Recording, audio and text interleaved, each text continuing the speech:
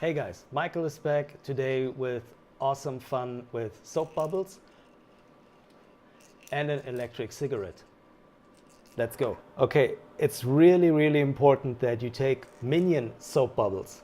Don't take normal soap bubbles. So we'll use this electric cigarette. This can go up to 200 watts. We use it at 80 watts, which is plenty, and we will get a lot of smoke out of this. Put the smoke directly into the soap bubble and take photographs while they're in the air and watch them explode. Let's do it. For lighting this, we use this giant Broncolor light. You could use any other flashlight. You could also use daylight, but we like to use what we have, so we use this one. So we use this Broncolor Scoro to power our flash. We set the flash power right here and we get a really fast flash speed and flash recycling time. So we can do many frames per second with this one. And as I told you, you can use any other flash as well, but we have this in our studio, so let's use it. So as a camera, we chose the Fuji X-T2 because it's a really fast camera. We set it to 8 frames per second, which is beautiful for this kind of movement. We decided not to use it tethered because tethered the camera is much slower. So let's turn the camera to the background, get some soap bubbles, get our e-cigarette, and let's get some smoke in here.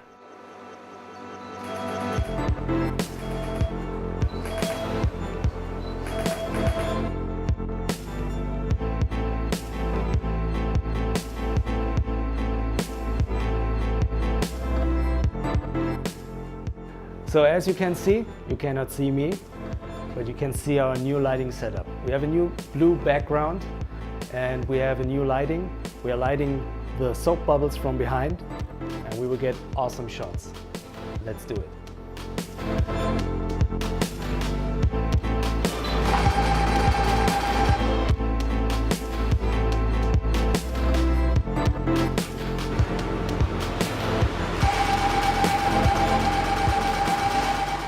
Okay, so we finished shooting. Let's go to the computer, import the images to Lightroom and see what we got.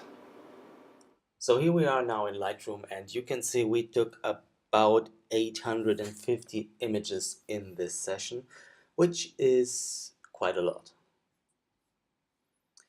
Actually, it's almost too much, but if there is such a quick action, then you have to take a lot of images to have a good selection afterwards.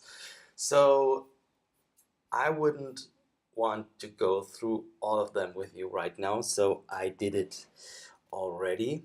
And let me show you the favorite images I selected from this shooting. So some of them have already been edited, but I will show you the results and I will let you know what I did to make the images look that way. So here are some of my favorites, and as you can see, they have different background colors, and there are background colors included that we didn't even shoot. So let's start with a simple white background image. I like this one very much because it's very simplistic. It's not that loud. It's a really timeless image. And it makes you wonder what it is because the soap bubbles actually look like glass. And that's what I like about them being filled with smoke. So let's get to another one. Here we have a blue image. And what I like about this one is that there we have some smoke inside here as well. Let me show you how I processed this image. So we go into the develop module and you will see that I didn't actually change that much. We have a pretty cool white balance because the white balance it was shot in looks like this, which is nice as well, but I decided to go like pretty cool on this image.